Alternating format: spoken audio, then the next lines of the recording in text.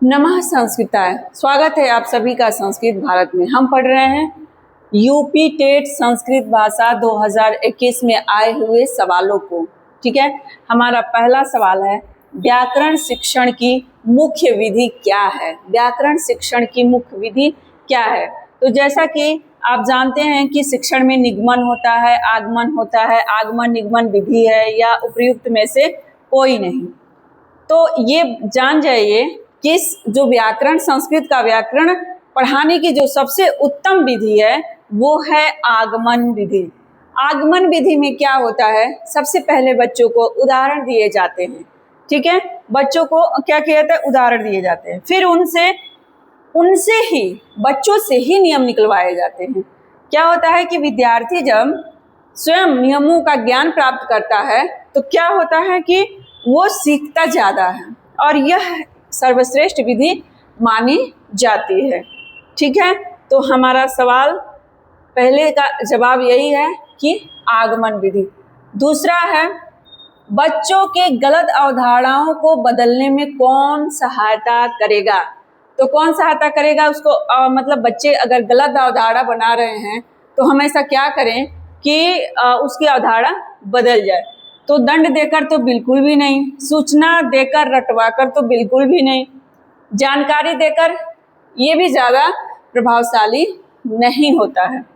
ठीक है, तो सबसे आसान तरीका है अपनी समझ व्यक्त करने का अवसर देकर। उन्हें हमें मौका देना चाहिए कि तुम बताओ, अगर तुमने ये गलती किया है तो बताओ तुम्हें क्या दंड, क्या तुम्हारे लिए करना चाहिए, तुम कैसे इसको सुधार सकते हो। तो उसको एक मौका देना चाहिए। उन्हें अपने विचार व्यक्त करने और चर्चा करने का अवसर मिलना ही चाहिए, और वैसे जब हम उन्हें ये मौका देते हैं तो उनकी अवधारणाओं में परिवर्तन होता है। ठीक है, तीसरा सवाल है, मातृभाषा सीखने का स्वाभाविक क्रम क्या है? तो स्वाभाविक क्रम यह, सबसे पहले बच्चा बोलता नहीं है, सबसे पहले वो सुनता है। सबसे पहले क्या काम करता है, वो सुनता है, सुनकर बोलने की कोशिश करता है। ठीक है, फिर उसको पढ़ता है। ठीक है, फिर लास्ट में लिखता है। तो सुनना, बोलना, लिखना और पढ़ना और अंत में लिखना होता है। ठीक है, चौथा सवाल है, देवता शब्द क्या है?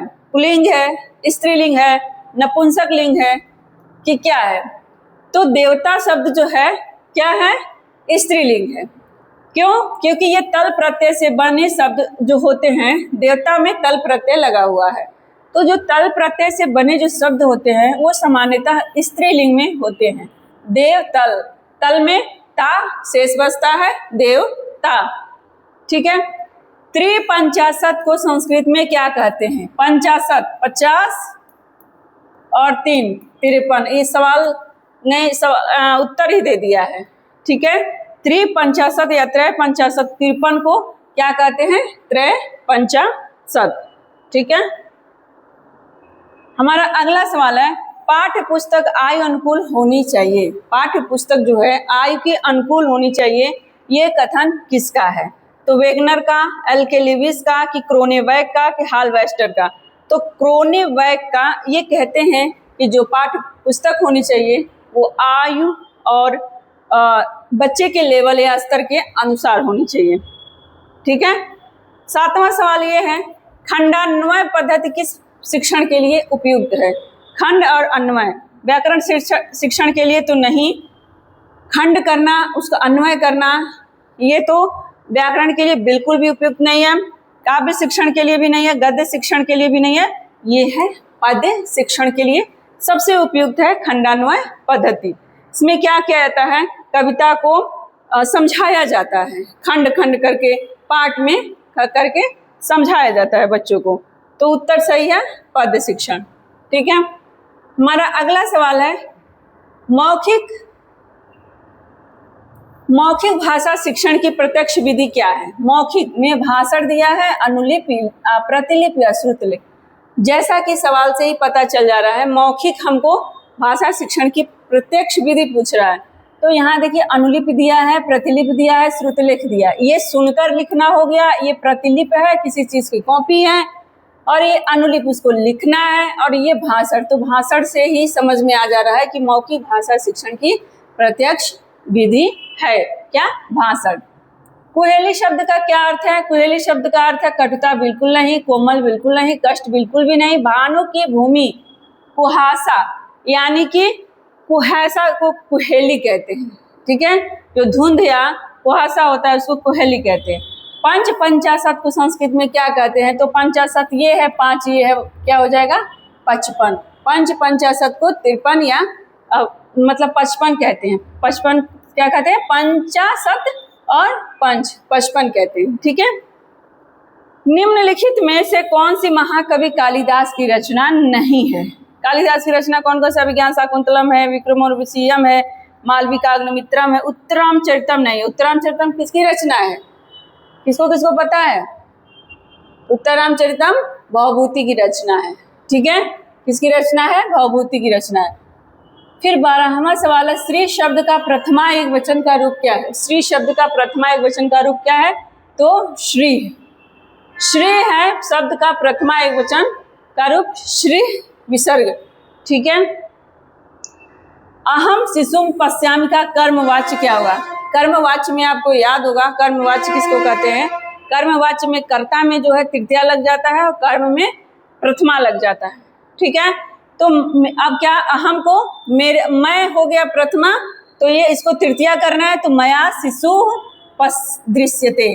ठीक है, मया शिशु दृश्यते, मेरे द्वारा शिशु देखा गया या देखा जा रहा है, मेरे द्वारा शिशु देखा जा रहा है। ठीक है, चौथा क्या है? 14वां क्या है? पाड़िना मुखम प्रक्षालयति में पाड़िना क्या कारक है? पाड़िना कौन सी विभक्ति है? पाड़ी से, मतलब इसमें लिखा है कि कौन सा कारक है? पाड़िना मतलब हाथ से मुख को धोता है। हाथ से मुख को धोता है, किससे धोता है? हाथ से मुख को धोता है। तो यानी कि हाथ क्या है? करण है। ठीक है, सहायक है, तो क्या हो जाएगा? ये करण हो जाएगा। अपादान बिल्कुल भी नहीं, अधिकरण में पर लगता है, कर्ता नहीं लगता है, नहीं। हाथ से, कर्ता ने कर्म को करण से, हाथ से मुख को धोना। ठीक है, 15वां सवाल, अनुस्वार का उच्चारण स्थान किसको किसको पता है? अनुस्वार का उच्चारण स्थान होष्ठ है? नहीं। तालु है? बिल्कुल भी नहीं। कंठ है? बिल्कुल नहीं। नासिका है? बिल्कुल सही। अनुस्वार, अनुस्वार पढ़ते हैं ना, नासिका से हम लोग पढ़ते हैं, तो क्या हो जाएगा? अनुस्वार का उच्चारण स्थान नासिका से होता है। ठीक है, ससिन जय का संधि रूप क्या है? ससिन जय, ससिन जय, तो ये ससिन जय सही है। ससी न के स्थान पर वर्ग का जो है 5वां वर्ण हो जाता है ना, ससिन जय।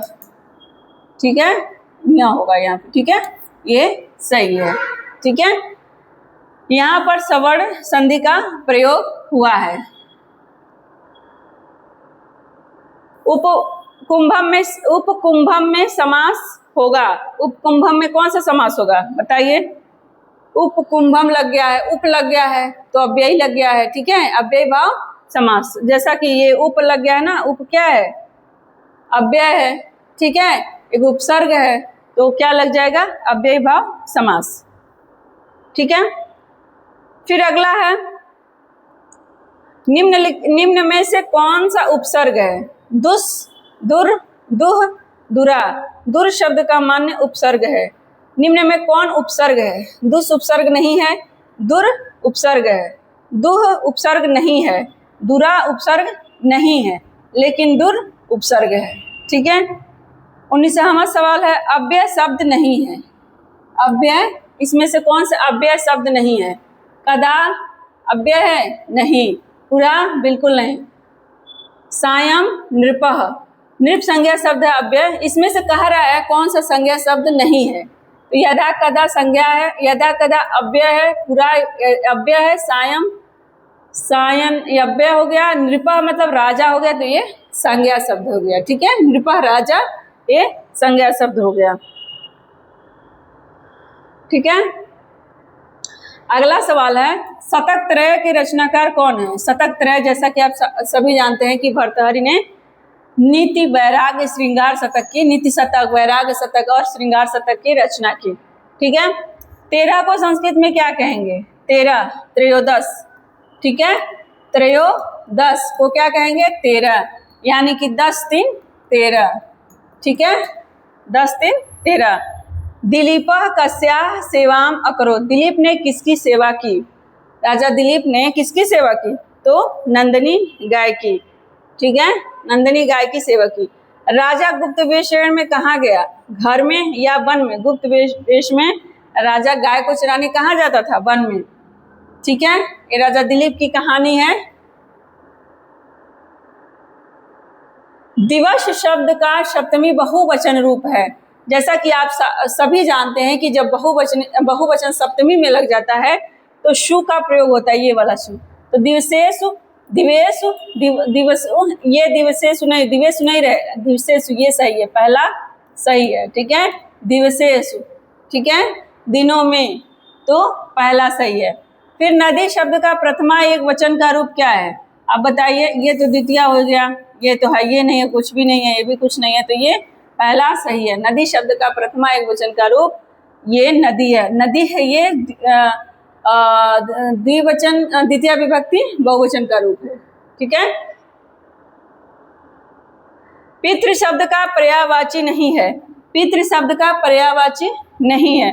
पितृभ्यः जन्मतः, जनकः तातः, तातः मतलब भी पिता होता है, जनकः मतलब भी पिता होता है, जन्म देने वाले को भी पिता कहते हैं। पितृभ्यः शब्द का पर्यायवाची पितृभ्यः नहीं है, ठीक है। पितृभ्यः मतलब पिता से रिलेटेड, चाचा चाची सब लोग हो सकते हैं, चाचा वाचा, ठीक है। कोयल को संस्कृत में क्या कहेंगे? आप बताइए। गरुता कहेंगे? बिल्कुल नहीं। बारसा कहेंगे? बिल्कुल नहीं। चकोर को चकोर को कोयल कहेंगे? बिल्कुल भी नहीं। बारसा मतलब पक्षी होता है, गरुता ये गरुड़ होगा। पिका, काका पिका पढ़े हैं ना, तो ये पिका, पिका मतलब कोयल, ठीक है। 28वां सवाल देखिए। अंगुली का संस्कृत शब्द क्या है? अंगुली का संस्कृत शब्द क्या है? करह, कर शाखा, करतलम, स्कंदः। तो कर मतलब हाथ होता है, कर शाखा ये 5 उंगलियों की ये जो कर शाखा है उसको क्या कहेंगे? हाथ की उंगलियों को क्या कहेंगे? कर शाखा, ठीक है। 29वां सवाल है। व्याकरण पद्धति को अन्य नाम से भी जाना जाता है। व्याकरण पद्धति को अन्य नाम से क्या, कौन अन्य नाम से जाना जाता है? बताइए। हर्बटीय पद्धति? बिल्कुल भी नहीं। संशोधन पद्धति? बिल्कुल भी नहीं। विश्लेषण पद्धति? नहीं। पाठशाला पद्धति। व्याकरण पद्धति को पाठशाला पद्धति के नाम से जाना जाता है। निम्न में से कौन सा बाड़ी का रूप नहीं है? बाड़ी के 4 रूप हैं, परा, पश्यंती, बैखरी और मध्यमा, ठीक है। मध्यमा होता है 4 रूप होते हैं बाड़ी के, परा, पश्यंती, बैखरी और मध्यमा। उत्तमा नहीं होते हैं, ठीक है, उत्तमा नहीं है। बाड़ी के 4 रूप हैं, देखिए यहाँ पे दिया है, परा, पश्यंती, मध्यमा, बैखरी। उत्तमा बाड़ी का रूप नहीं होता है, ठीक है। ये रहे यूपी टेट संस्कृत 2021 के पेपर जिनको हम लोगों ने सॉल्व किया, ठीक है। ऐसे ही पेपर आएंगे, ठीक है। आज के लिए